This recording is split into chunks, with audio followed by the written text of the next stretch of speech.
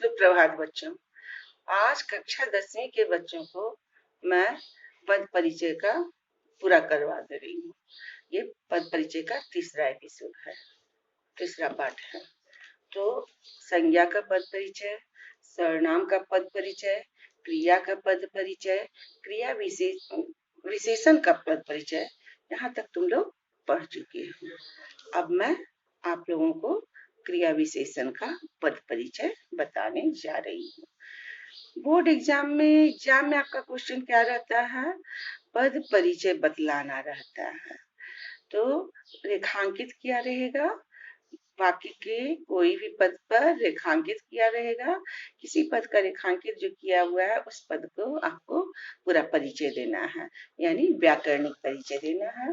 किस प्रकार से देना वो तो तुम लोग देख ही लिए संज्ञा सर्वनाम विशेषण क्रिया में। अब मैं बता रही हूँ क्रिया विशेषण। सबसे पहले बच्चे क्रिया विशेषण आपको जानना है कि ये संज्ञा है, सर्वनाम है, विशेषण है, क्रिया क्या है, व्याकरण का कौन सा भाग है, ये व्याकरण का कौन सा ये रूप है। उसके बाद ही तुम लिंग वचन वगैरह दिखा सकते हो। ध्यान देने की बात यह है, संज्ञा सर्वनाम विशेषण क्रिया, ये तीन चारों में तो आप ये विकारी शब्द होते हैं ना, तो उसमें लिंग वचन आपको सब दिखाना पड़ता है। लेकिन जहां जैसे तुम क्रिया विशेषण समुच्चय बोधक, संबंध बोधक, विस्मयादि बोधक में आओगे तो तुम्हारा लिंग वचन परिचय में देने की कोई आवश्यकता है ही नहीं, दे ही नहीं पाओगे, क्योंकि इसमें लिंग वचन के अनुसार परिवर्तन होता ही नहीं है, बदलता ही नहीं है। तो क्रिया विशेषण किसे कहते हैं? जिस संज्ञा शब्द से क्रिया की विशेषता बताई जाए, जिस संज्ञा से बोलते हैं क्रिया की विशेषता बतलाने वाले शब्द को क्रिया विशेषण कहते हैं। क्लियर? क्रिया की विशेषता बतलाने वाले शब्द को क्रिया विशेषण कहते हैं। इंग्लिश में से एडवर्ब कहते हैं। जैसे हम कहते हैं राम अच्छा लड़का है, तो ये अच्छा हो गया आपका विशेषण। लेकिन जैसे ही हम कह दिए राम अच्छा पढ़ता है, तो ये अच्छा क्या हो गया? क्रिया विशेषण। समझ गए? वह तेज विद्यार्थी है, तब हो गया वह तेज विशेषण। लेकिन जैसे ही हम कर दिए वह तेज दौड़ता है, तो क्या हो गया? वो क्रिया विशेषण हो गया। दौड़ना क्रिया की विशेषता बतलाता है, और तेज विद्यार्थी है तो विद्यार्थी की विशेषता बतलाता है। तो विद्यार्थी यानी संज्ञा की विशेषता बतला दिया तो हो गया विशेषण। लेकिन दौड़ना क्रिया की विशेषता को बतला दिया तो हो गया क्रिया विशेषण। अब ये भी कितने भेद है इसके क्रिया विशेषण के? 4 भेद हैं। कौन कौन से भेद हैं? रीतिवाचक, कालवाचक, स्थानवाचक, परिमाणवाचक। यानी समझे बच्चे क्या चीज इसमें बतलाता है? रीति यानी कैसे का बोध कराता है, कैसे क्रिया हो रही है, रीतिवाचक बतलाता है। और कालवाचक क्या बतलाता है? कब क्रिया हो रही है ना। स्थानवाचक क्रिया विशेषण क्या बतलाता है? कहाँ क्रिया हो रही है। और परिमाणवाचक क्या बतलाता है? कितना हो रहा है। समझ गए? तो कब, कैसे, कहाँ, कितना, ये आपका क्रिया विशेषण में देखने को मिलता है। समझ गए? तो क्रिया विशेषण का पद परिचय जब दोगे तो उसमें क्या क्या चीज देना है? क्रिया विशेषण का भेद, जो पद दिया रहेगा क्रिया विशेषण का भेद और विशेषता बतलाना रहेगा। जैसे देखो, ऋषि तेज दौड़ता है, यहाँ तेज क्या है? कैसे क्रिया की विशेषता बतला रहा है ना। कैसे हो रही है क्रिया?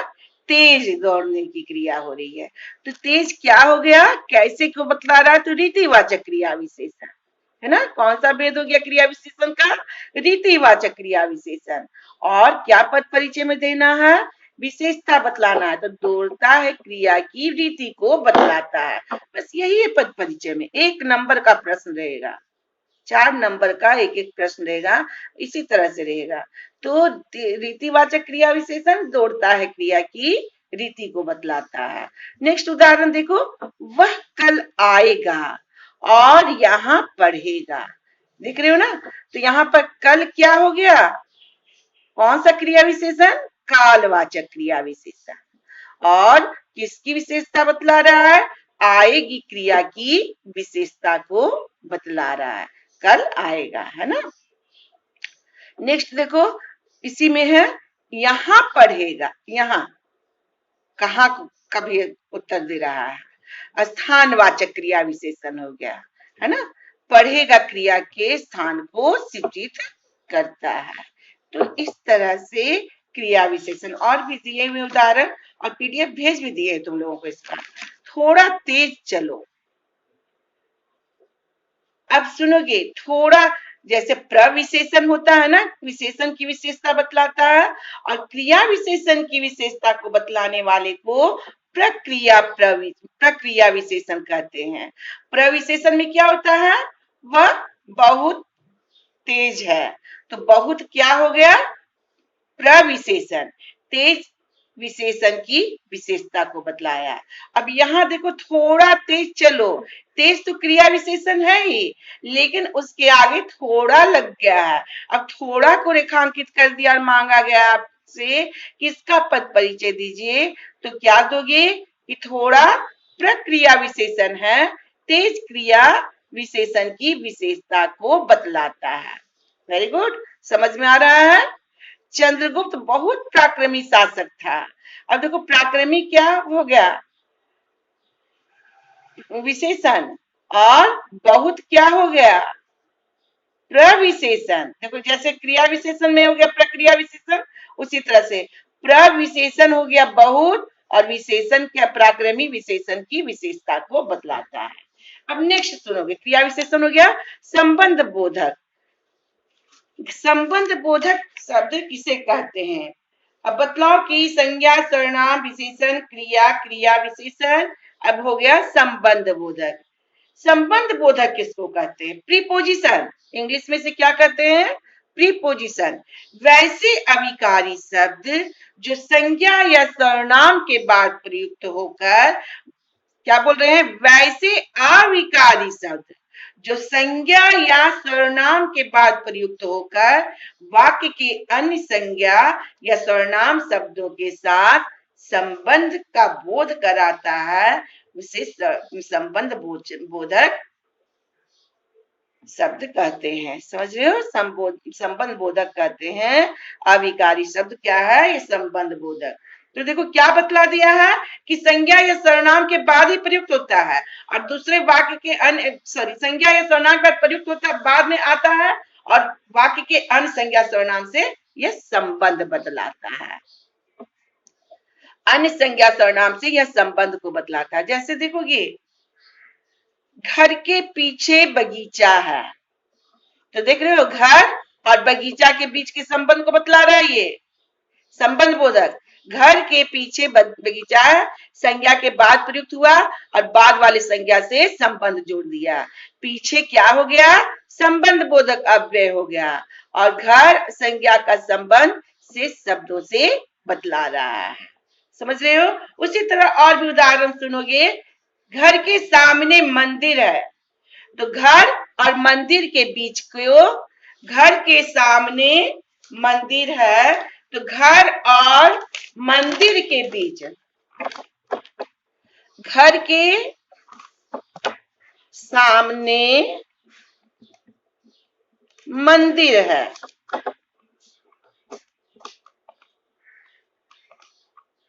तब क्या हुआ, ये सामने संबंध बोधक है।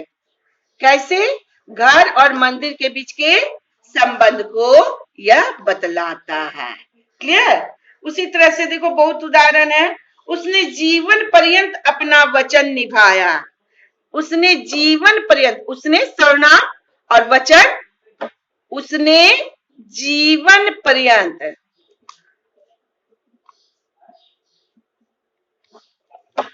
अपना वचन निभाया,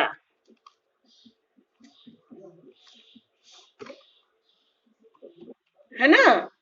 तो देखोगे उसने क्या हो गया, सर्वनाम, जीवन पर्यंत हो गया आपका संबंध बोधक, है ना, संबंध बोधक अव्यय।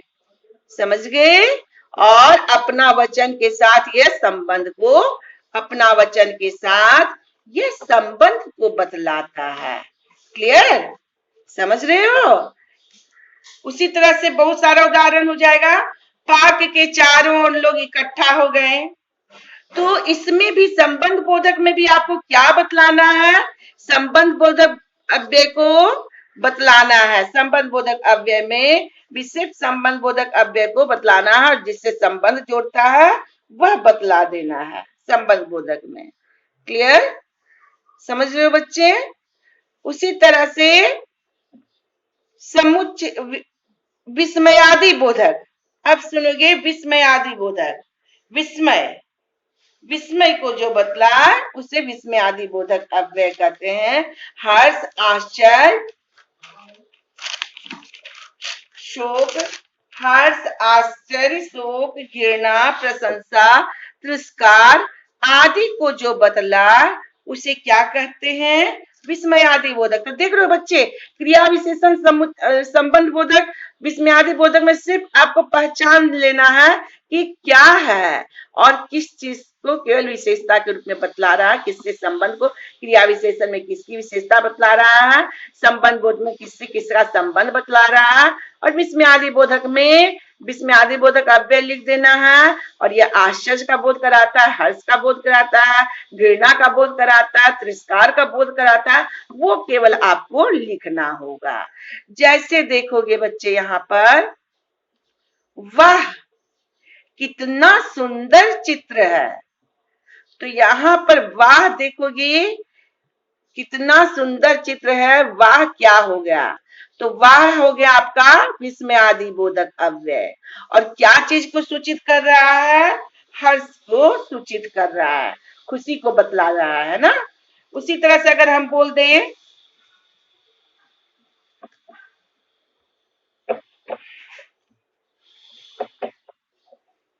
खबरदार, खबरदार यहां से गए, खबरदार यहां से गए, तो ये चेतावनी का बोध करा रहा है। तो खबरदार भी क्या हो गया? विस्मयादि बोधक, और चेतावनी दे रहा है। समझ रहे हो ना? तो विस्मयादि बोधक अव्यय किसको कहते हैं? हर्ष, शोक, भय, आश्चर्य, घृणा, प्रशंसा, तिरस्कार, स्वीकार, अनुमोदन, आदर, अनादर, प्रेम, अभिवादन, कृतज्ञता, चेतावनी आदि जहां भाव सूचित होते हैं उसको क्या कहते हैं? विस्मयादि बोधक। जैसे धन्यवाद करके ज्ञापन किए, नमस्ते किए, शाबाश कहें, ठीक कहें, बाप रे बाप डर का बोध हो रहा है, आह दुख का बोध हो रहा है, हाय दुख का बोध हो रहा है, ओह पश्चाताप का बोध हो रहा है, राम राम। समझ रहे हो ना? किसी के लिए घृणा का बोध हो रहा है, तिरस्कार का बोध हो रहा है, क्या आश्चर्य का बोध होता है। तो विस्मयादि बोधक अव्यय जो है किस प्रकार से उसका पद परिचय करना है? संबंध बोधक में केवल संबंध बोधक बतलाना है और दो के बीच जो संबंध जुड़ा है वो बतला देना, बस हो गया आपका पद परिचय। विस्मयादि बोधक में भी आपको क्या करना है? विस्मयादि बोधक पहचान लेना है और हर्ष, शोक, घृणा आदि जो को सूचित करता है सिर्फ उतना लिख दोगे, आपका पद परिचय में 1 नंबर 1 अंक मिल जाएगा। क्लियर? अब है समुच्चय बोधक अव्यय। समुच्चय बोधक अव्यय किसको कहते हैं? कंजक्शन को। इंग्लिश में क्या कहते हैं? समुच्चय बोधक अव्यय को कंजक्शन कहते हैं। तो समुच्चय बोधक अव्यय क्या है? दो शब्दों, तुम लोग पढ़ भी लिए होंगे व्याकरण बुक से, क्योंकि दो शब्दों, वाक्यांशों अथवा वाक्यों को परस्पर मिलाने वाले अविकारी शब्द समुच्चय बोधक अव्यय कहे जाते हैं, है ना। और एवं, किंतु, इसलिए, अतः, ये सब क्या है? समुच्चय बोधक अव्यय कहलाता है। समझ रहे हो ना? इंग्लिश में जैसे कंजक्शन का होता है वही प्रयोग हिंदी में भी होता है उस तरह से। तो इसके भी दो भेद हैं, एक संयोजक या समानाधिकरण कहते हैं और दूसरा वियोजक या व्याधिकरण कहते हैं। तो जो समानाधिकरण समुच्चय बोधक होता है वे योजक शब्द जो दो समान अधिकार वाले अंशों को जोड़ने का कार्य करे उसे संयोग समानाधिकरण समुच्चय बोधक अव्यय कहते हैं। समझे? ये किंतु, और, या, अथवा, बल्कि आदि से बनता है ना। जैसे देखोगे, गुरु और शिष्य कहाँ गए हैं, और लगा हुआ है, समुच्चय बोधक अव्यय हो गया। गुरु और शिष्य शासकों, शिष्य शब्दों को जोड़ने का काम करता है, बस यही लिखना है, यही है आपका पद परिचय इसमें। समझ रहे हो? आप दूसरा सुनोगे और भी उदाहरण समझोगे इसमें समुच्चय बोधक अव्यय में, कि अगर हम व्याधिकरण समुच्चय बोधक अव्यय क्या होता है, तो समानाधिकरण समुच्चय बोधक में दोनों का समान अधिकार रहता है, दोनों वाक्य बराबर रहते हैं, जैसे संयुक्त वाक्य में होता है वैसा होता है। व्याधिकरण वाक्य समुच्चय बोधक में मिश्र वाक्य के जैसा प्रयोग होता है। वे योजक शब्द जिनमें एक अंश मुख्य होता है और एक गौण होता है, मिश्र वाक्य में ऐसा ही पढ़े हो ना, एक प्रधान एक आश्रित। गौण या जो एक मुख्य वाक्य में एक या एकाधिक आश्रित उपवाक्यों को जोड़ने का कार्य करता है। समझ गए? एकदम मिश्र वाक्य की तरह है व्याधिकरण या वियोजक समुच्चय बोधक अव्यय। ये प्राय चूंकि, इसलिए, यद्यपि, तथापि, मानो, क्योंकि आदि से बनता है। जैसे बोले, मैं, यदि तुम चाहो तो, यदि तुम चाहो तो नौकरी कर सकते हो। देखो मिश्र वाक्य हो गया ना, यदि तुम चाहो तो नौकरी कर सकते हो, तो ये प्रधान के साथ लग गया है, आश्रित उपवाक्य को जोड़ने का काम करता है। यदि हम दें, ऐसा लग रहा था, देख रहे हो वाक्य कंप्लीट नहीं है, संयुक्त वाक्य में वाक्य कंप्लीट हो जाता है, ये दोनों अलग अलग अपना अपना वाक्य अर्थ देता है, यहाँ तो ये अधूरा है। ऐसा लग रहा था मानो बादल छा गए हो। क्लियर? तो ऐसा लग रहा था मानो बादल छा गए हो, तो यहाँ पर ये मानो के बाद ये आश्रित उपवाक्य इसमें जोड़ करके बन गया, तो इसे कहते हैं समुच्चय बोधक अव्यय। तो इस प्रकार से संज्ञा, सर्वनाम, विशेषण, क्रिया, इसमें आपको भेद, लिंग, वचन, कारक सब दिखाना पड़ता है, लेकिन क्रिया, विशेषण, समुच्चय बोधक, संबंध बोधक, विस्मय आदि बोधक में आपको उसका नाम दे देना है, और क्या विशेषता, क्या संबंध, किस प्रकार जोड़ने का काम और किस प्रकार का भाव को बोधित करता है, ये आपका अविकारी शब्दों में दिखाना है। मुझे लग रहा है अब तुम लोगों को यह समझ में आ गया होगा। ध्यान से सुनना बच्चे, देखो संबंध बोधक में, प्रविशेषण में, क्रिया विशेषण में क्या क्या अंतर भी आता है। देखो, यदि हम बोल दें पूनम ऊपर बैठी है, देख रहे हो ना, पूनम ऊपर बैठी है, तो कहां प्रश्न का उत्तर मिल रहा है, क्रिया बैठी, बैठी क्रिया के स्थान को बतला रहा है, तो ये क्या हुआ, क्रिया विशेषण, स्थानवाचक क्रिया विशेषण। लेकिन देखो यही ऊपर शब्द में फिर क्या अंतर आता है, सो देखोगे, अगर हम कह दे पूनम छत के ऊपर बैठी है, आप देखो ये ऊपर ये क्या हो गया, ये संबंध बोधक बतला दे रहा, प्रीपोजिशन। समझ रहे हो अंतर किस तरह से आपको समझना है। यहाँ ऊपर क्रिया विशेषण हो गया, ऊपर बैठी, कहाँ बैठी है, और छत के ऊपर बैठी है, तो छत का पूनम के साथ के संबंध को बतला रहा है, तो ये हो गया आपका संबंध बोधक अव्यय। समझ रहे हो ना? जैसे और उदाहरण सुनोगे, कुसुम मधुर गाती है ना। तो गाना क्रिया की विशेषता को बतला रहा है, तो ये हो गया क्रिया विशेषण। क्रिया विशेषण को इंग्लिश में क्या कहते हैं? एडवर्ब। हाँ, तो ये क्या हो गया? क्रिया विशेषण। लेकिन यदि हम लिख दे, वाक्य ऐसा रहे, कुसुम शकुंतला से मधुर गाती है, तब देखो ये मधुर क्या हो गया? यहाँ मधुर क्रिया विशेषण हुआ, यहाँ मधुर क्या हो गया? संबंध बोधक हो गया। क्या हो गया? संबंध बोधक। कुसुम का शकुंतला से संबंध बतलाया जा रहा है गाने के लिए। गीत के राग पर संबंध बतला रहा है कुसुम और शकुंतला के बीच, मधुर शब्द।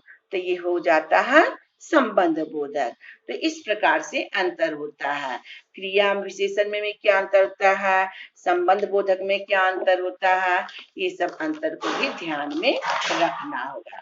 अब देखो समुच्चय बोधक अव्यय में भरत और लक्ष्मण राम के छोटे भाई हैं। तो यहाँ पर क्या हुआ? भरत और लक्ष्मण, और तो दो को जोड़ने का काम किया, समुच्चय बोधक अव्यय हो गया ना। समानाधिकरण समुच्चय बोधक अव्यय, समझ रहे हो? अगर कह दे शीला आएगी तथा मोहन भी आएगा, देखो एकदम समानाधिकरण संयुक्त वाक्य जैसा है। शीला आएगी तथा मोहन भी आएगा। क्लियर? तो शीला आएगी तथा मोहन भी आएगा, ये भी समानाधिकरण समुच्चय बोधक अव्यय हो गया। समझ में आ रहा है? प्राधिकरण में क्या होता है? मिश्र वाक्य की तरह निर्भर करता है। अब जैसे अगर हम कह दिए मैं वहां इसलिए गया, वाक्य कंप्लीट नहीं ना है, मिश्र वाक्य में ही ना देखा जाता, अधूरा रहता है एक दूसरे में। मैं वहां इसलिए गया था कि तुम मिल जाते,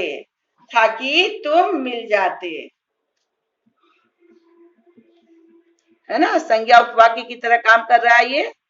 तो ये हो गया व्याधिकरण समुच्चय बोधक अव्यय। क्लियर है बच्चे?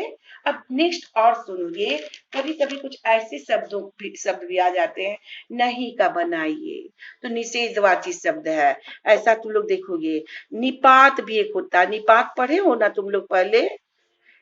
कुछ अव्यय शब्द सुनोगे, निपात देखो। कुछ अव्यय शब्द वाक्य में किसी शब्द या पद के बाद लगकर उसके अर्थ में विशेष प्रकार का बल ला देते हैं, इन्हें निपात कहा जाता है। समझे? जैसे जिस पर जोर दे दिया जाता है, ज्यादा बल दिया जाता है, जोर देना।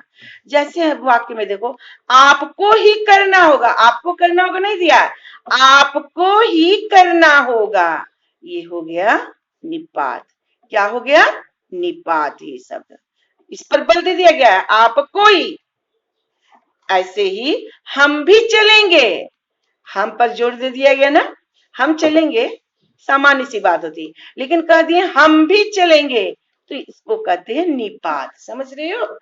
तुम तो जाओगे ही, मुझे भी निकालोगे, तो यहाँ तुम तो, ये भी हो गया निपात, मुझे भी, ये भी हो गया निपात। तो बस इतना ही दिखाना है, ये निपात शब्द है, यह मुझे निकालने के बारे में बतलाया गया है, और हम पर जोर दिया गया है, चलने पर जोर दिया गया। इस तरह से दिखा देना है आपको, बस एक्सप्लेन कर देना है। वह मुझसे बोली तक नहीं, समझ रहे हो ना, ये भी निपात हो गया। और कुछ करना तो दूर की बात, बोली तक नहीं, हमसे बात भी नहीं की। मुझे ही क्यों परेशान करते हो? तो यहाँ ये क्यों क्या हो गया? निपात हो गया। किसी और को नहीं, सिर्फ मुझे ही क्यों परेशान करते हो, इसका इससे यह भाव प्रकट होता है। तो अब मुझे उम्मीद है मेरे बच्चों को पद परिचय पूरी तरह से समझ में आ गया होगा। और जहां कहीं व्याकरण में जो भूल बैठे हो पहले का पढ़ा हुआ, एक बार व्याकरण बुक भी पलट कर देख लेना बच्चे। अभी तो हम इतना बतला ही दिए, और भी जहां कहीं दिक्कत होगी आप लोगों को बतलाएंगे। मैंने ये पीडीएफ में होमवर्क भी दे दिया था कि ये बच्चे सारा कंप्लीट कर लोगे, उसमें दिया होगा, आप लोग देख लोगे उसको। ठीक है, तो ये तुम्हारा पद परिचय कंप्लीट हो गया। और बच्चे ये बात ध्यान में रखोगे कि आप लोगों को एक लेसन का वैकल्पिक प्रश्नोत्तर रहेगा, एग्जाम होगा। तो नेताजी का चश्मा पाठ को पूरी तरह से देख लेना। समझे बच्चे? इसको कंप्लीट कर लोगे। ठीक है, अब मैं यहीं पर अपनी पढ़ाई, यहाँ पद परिचय को पूर्ण करके समाप्त करती हूँ। धन्यवाद।